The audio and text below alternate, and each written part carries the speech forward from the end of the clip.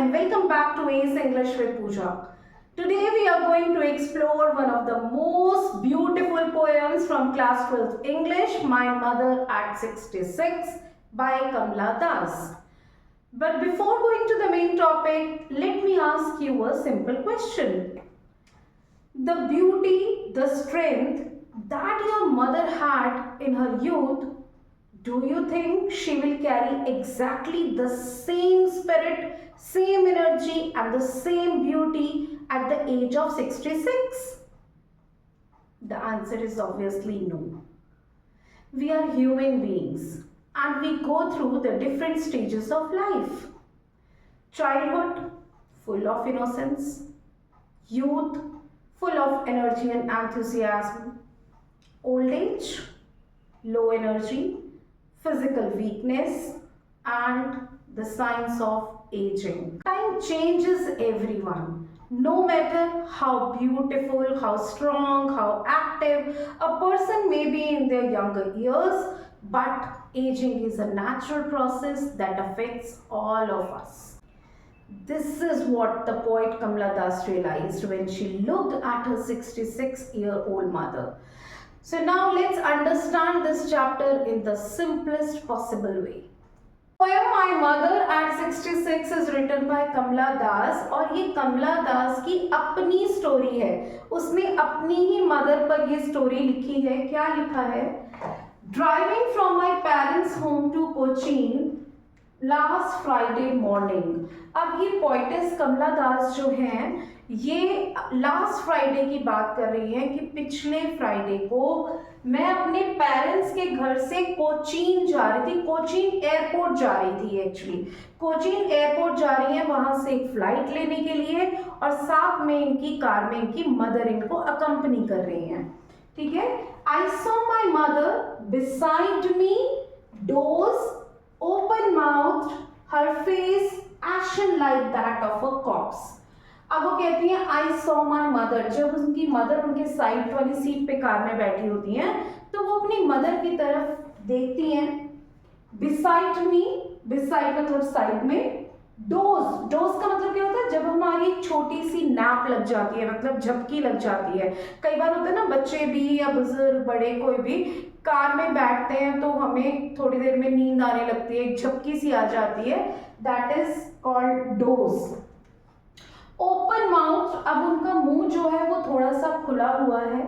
Her face ashen like that of a corpse, और उनका जो फेस है वो ऐश क्या होती है? राख होती है.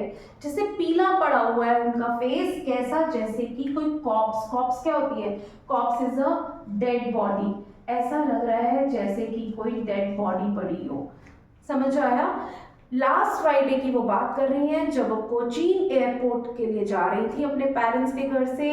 कार में उनकी मम्मी उनके साइड में बैठी थी और वो अपनी अचानक मदर की तरफ उनकी नजर जाती है तो वो क्या देखती हैं कि उनकी झपकी लगी हुई है, वो नैप ले रही हैं, सो गई हैं और उनका मुंह थोड़ा सा खुला हुआ है और उनका फेस, चेहरा उनका ऐसे पीला पड़ा हुआ है जैसे ऐसा लग रहा है जैसे कोई डेड बॉडी है. देखो अभी मैंने आप लोगों को बताया था कि जैसे हम अपने यूथ में होते हैं ना, सेम वैसे ही हम ओल्ड एज पे नहीं होते हैं. तो अब इनकी जो मदर है ना, जैसे पोएम का टाइटल है माय मदर एट 66, तो इट मीन्स इसकी मदर जो है 66 ईयर्स की हो गई है. अब उनके अंदर एजिंग के साइंस आने लगे हैं, अब उनके अंदर फिजिकल वीकनेस आ गई है.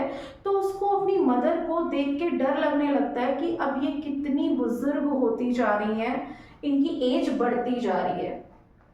And realized with pain that she was as old as she looked, but soon put that thought away. और फिर वो रियलाइज करती है, उनको बहुत दुख होता है क्योंकि उन्होंने अपनी मदर को बहुत यंग से भी देखा होता है. तो अब जैसे उनके एजिंग के साइंस आ रहे हैं उनको ये देखकर बहुत दुख हो रहा होता है अपनी मदर की फिजिकल वीकनेस की, वो कैसे उनका चेहरा पीला पड़ा हुआ है. ये सब देख के उनको दुख होता है कि वो कितनी ओल्ड हो गई हैं. As she looked, but soon put that thought away. But ये सब क्योंकि उनको एक सेपरेशन का भी डर आ जाता है. देखो बच्चा जब छोटा होता है ना तो वो अपनी मम्मी के पीछे पीछे घूमता है ना. उनको हर चीज़ में अपनी मदर की नीड है. खाना खाना है मम्मी चाहिए, कहीं पे आना जाना है, उनको ड्रेसअप करना है, हर चीज़ के लिए मदर चाहिए। तो बच्चे स्पेशली ना अपनी मदर से बहुत ज़्यादा अटैच्ड होते हैं और हमेशा उनके मन में ना उनको एक खोने का डर लगा रहता है। जब बच्चा छोटा होता है ना, मम्मी नहीं दिखती तो वो रोने लग जाते हैं, तो वो एक फियर होता है किसका, सेपरेशन का। अब जब वो ओल्ड एज में आ गई है ना, तो उसके अंदर फिर से वही सेपरेशन का फियर आने लग गया है। बट अब वो जो फियर है ना, वो किस चीज़ का है कि अब वो कहीं डेथ की तरफ तो नहीं जा रही हैं, वो आगे जा रही हैं। अब क्योंकि ओल्ड एज के बाद death is natural, it is inevitable, तो उनको इसी चीज का पेन हो रहा है उसको। मगर उसकी मम्मी अब नहीं रहेंगी, ये वो सोचना नहीं चाहती। इस थॉट से डिस्ट्रैक्ट होने के लिए वो विंडो से, कार की विंडो से बाहर देखना शुरू करती है। अब वो जब बाहर देखती है, पुट दैट थॉट अवे का मतलब क्या हुआ कि अपनी उस थॉट को डिस्ट्रैक्ट करने के लिए, दिमाग से निकालने के लिए। कई बार होता है ना हमारे दिमाग में कोई ऐसा थॉट आता है जो हम नहीं चाहते, हम कहते हैं नहीं नहीं, हम कुछ और सोचने लग जाते हैं। And looked out at young trees sprinting, और अब वो क्या देखती है, बाहर यंग ट्रीज। ऐसा होता है, आपने नोटिस किया होगा, ट्रेन में जा रहे हो, कार में जा रहे हो, जो ट्रीज होते हैं ना वो पीछे की तरफ जा रहे होते हैं, ऐसा लगता है कि वो बहुत तेज भाग रहे हैं, वो भी चल रहे हैं हमारे साथ। तो स्प्रिंट का मतलब, यहाँ पे स्प्रिंटिंग का जो मतलब है ना, वो होता है running at a high speed, बहुत स्पीड से चलना।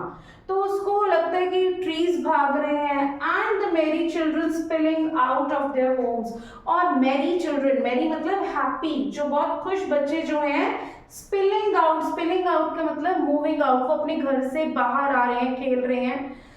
और यहाँ पर एक कंट्रास्ट यूज हो रहा है। क्या कंट्रास्ट है, मदर के बीच में, मदर और दूसरा ट्रीज, चिल्ड्रन, इनके बीच में एक कंट्रास्ट है। क्या कंट्रास्ट है, मदर मदर क्या शो कर रही है, मदर शो कर रही है ओल्ड एज, और ये जो ट्रीज एंड चिल्ड्रन है ये शो क्या कर रहे हैं, यूथ, यंग। दूसरा यहाँ पे शो क्या कर रहा है, वीकनेस। जो मदर है वो क्या शो कर रही है, वीकनेस। और ये जो ट्रीज और चिल्ड्रन है ये शो कर रहे हैं एनर्जी, राइट। तो यहाँ पर एक कंट्रास्ट भी हुआ है। और दूसरा आप ये भी कह सकते हो, मदर जो है नियरिंग डेथ, डेथ के पास है, और ये जो बच्चे हैं ये फुल ऑफ लाइफ है, ट्रीज है, और जो बच्चे हैं ये फुल ऑफ लाइफ है। After the airport security check, standing a few yards away, I looked again at her. अब वो क्या करती है, जैसे अब वो पहुंच जाते हैं, एयरपोर्ट पहुंच जाते हैं जब, तो एयरपोर्ट में जब सिक्योरिटी चेक होती है तो जाना पड़ता है। तो सिक्योरिटी चेक के बाद जब वो अपनी मदर से कुछ दूर खड़ी हुई थी, तो उसने अपनी मदर की तरफ फिर देखा। Looked again at her, wan, wan मतलब कलरलेस, जो वो पीली पड़ी हुई है, pale as a late winter's moon. अब उसको फिर कंपेयर कर दिया अपनी मदर के वैन और पेल होने को, कि वो इस तरीके से लग रही है जैसे ही लेट विंटर मून, मतलब जैसे सर्दियों में चांद निकलता है ना, तो वो कैसा होता है, बिल्कुल कलरलेस होता है ना। तो इसी तरीके से वो कहते हैं कि बिल्कुल उनका फेस जो है वो ऐसे ही हुआ है। And field that old familiar act क्या होता है, पेन। अब उसको फिर से वही पुराना दर्द फील होता है। कौन सा पुराना दर्द, जो उसको चाइल्डहुड में था, जो उसको अपने बचपन में था, the fear of losing her mother, fear of losing her mother, वही सेम पेन जो है उसको अब फिर से फील हो रहा है। My childhood's fear, but all I said was see you soon, अम्मा। अब जब उसके अंदर इतना कुछ चल रहा है, बट वो अपने इमोशंस को, इनर इमोशंस को वो क्या करती है, उनको हाइड करती है, छुपाती है, और अपनी मदर को सिर्फ बोलती है सी यू सून अम्मा, जल्दी मिलेंगे। And all I did was smile and smile and smile. अब ये बार बार रिपीट हो रहा है, smile and smile and smile.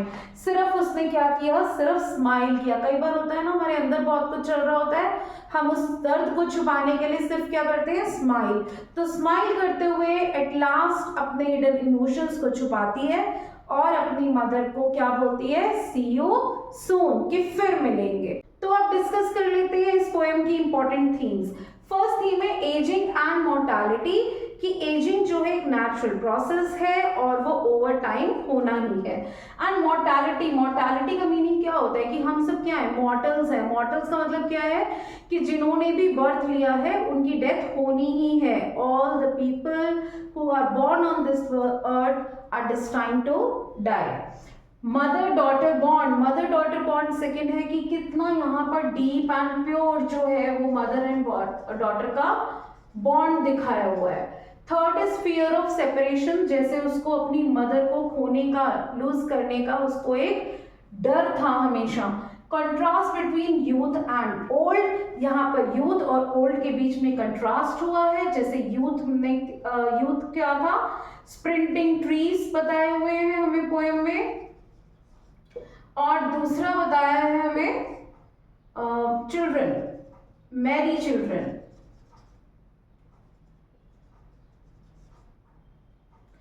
और दूसरा ये ओल्ड एज की, ओल्ड क्या है, ओल्ड है उसकी mother.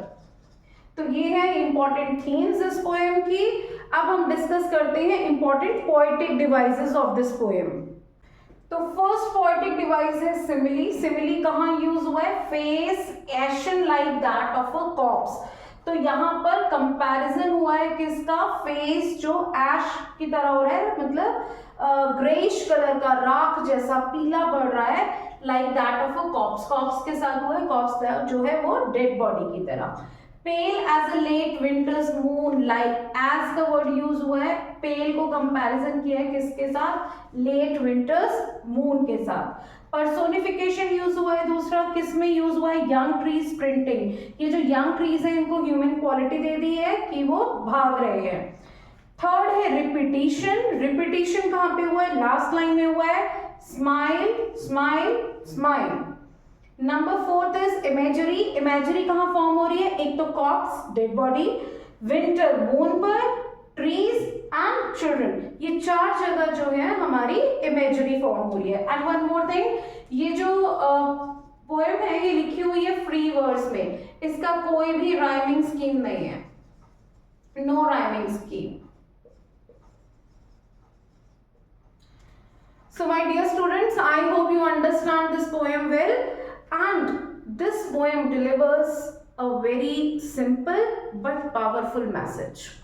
Our parents won't be with us forever, so spend every moment with them, respect them, take care of them, and cherish every moment with them.